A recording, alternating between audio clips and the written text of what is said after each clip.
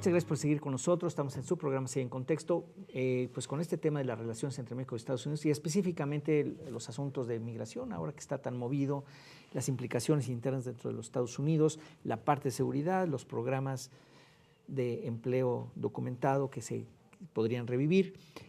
Pero yo le había prometido al auditorio que a ver si podíamos tocar un poquito el tema también de cómo se ve, digo, parece que hay mucha xenofobia en Estados Unidos y digo, en todos las hay, pero como que se ha visto en estos últimos acontecimientos de unos muertes de connacionales a manos de policías y que pues han sido captados, uno de ellos al menos en video, en donde claramente pues no era posible que pensaran que venía armado esta persona, ¿no? O sea que era un peligro.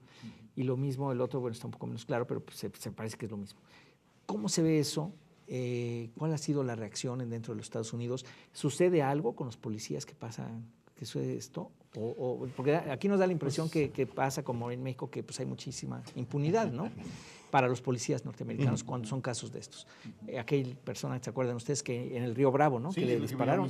Precisamente. ¿Sí? ¿Qué pasó allí? No sé, yo no tengo. Mira, hasta donde yo recuerdo, no ha habido un castigo evidente para estos policías que cometen este tipo de abusos.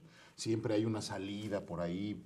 Por ejemplo, estaba leyendo que en el caso de este mexicano, en el estado de Washington, digamos, la razón por la cual los policías le dispararon fue que él empezó a aventarles piedras y que una prueba de eso fue que pues, junto al cuerpo había una piedra. Entonces, bueno, pues no sé, como que no es tan convincente el asunto. Nada más. Mira, yo creo que crecientemente, quizá porque también hay otros medios más espontáneos para saber de estas cosas, también se está viendo digamos, un abuso policial en los Estados Unidos, sobre todo con minorías, ¿no? Eso, digamos, ponerlo en un contexto mucho más amplio, que está también en la mesa de debate. O sea, ¿qué hacer frente a las policías que cada vez están más armadas, tienen más instrumentos tecnológicos, en fin, y aparentemente, pues con todo el entrenamiento que tienen, en fin, pues hay este abuso también. Entonces, eso nos afecta desde luego a nosotros, ¿verdad?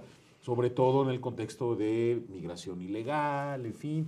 Y en estos casos me parece que pues quizá puedan aumentar.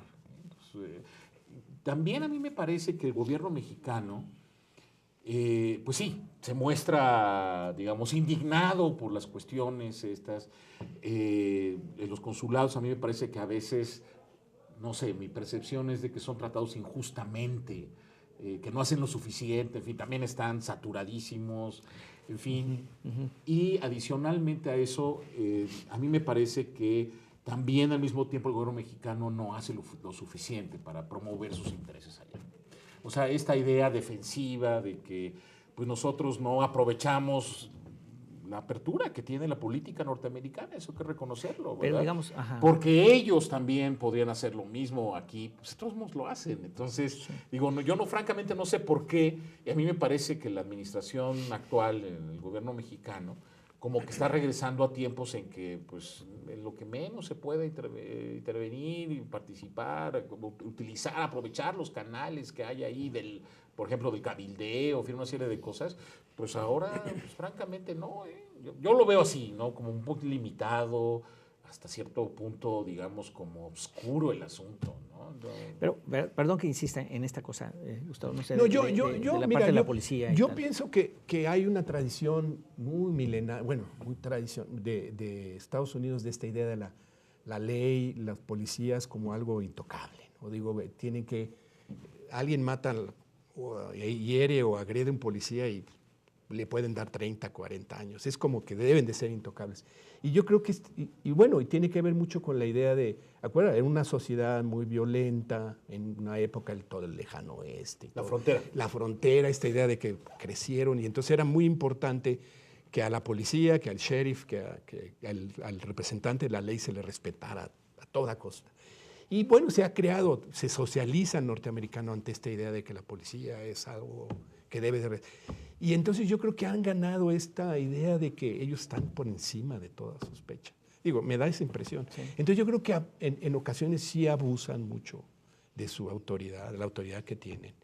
Y bueno, lo ves, y incluso lo muestran en sus películas, y cómo llegan, y usted tiene que bajarse, y usted tiene que hacer, y no hay que discutirles ni cuestionarlos.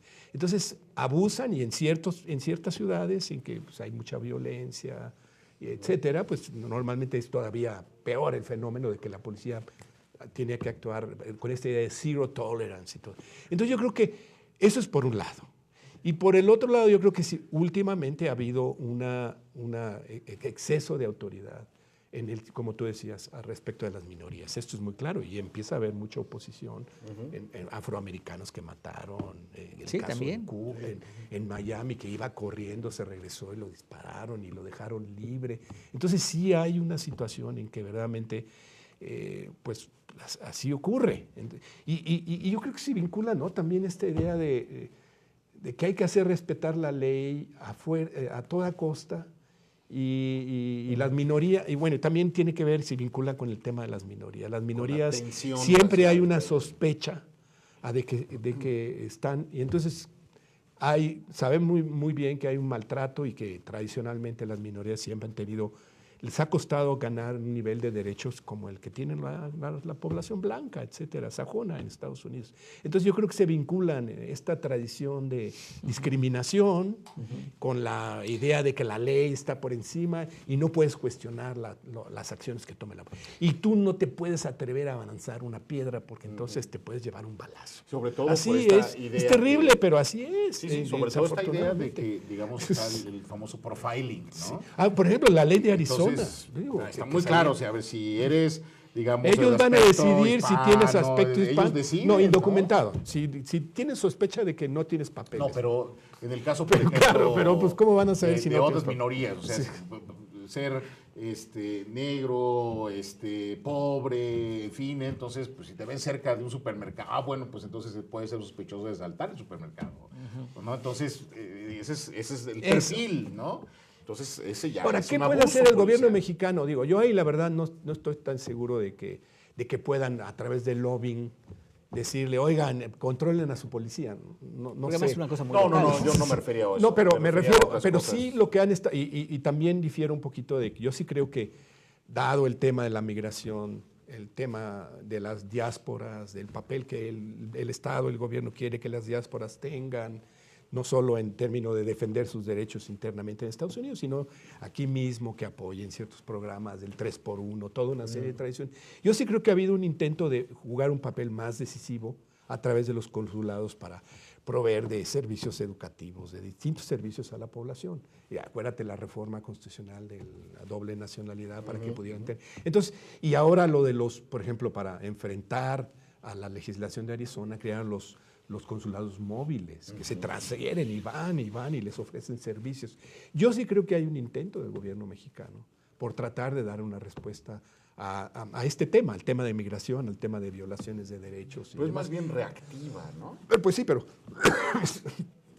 ¿qué más puedes hacer? Digo, habría que hacer un programa y una negociación que permitiera en que de algún modo pudiéramos facilitar. Digo, yo vendería la idea, ya no somos la fuente principal de este problema, somos ahora el socio que además de que vende más productos, que somos el segundo mercado y demás, pues ya no somos la fuente de la migración indocumentada. Entonces necesitamos manejar una idea de que sí podemos negociar nuevos términos para manejar este tema. Yo sí creo que debemos. Sí, estoy de acuerdo. Bueno, nos vamos a tener que ir.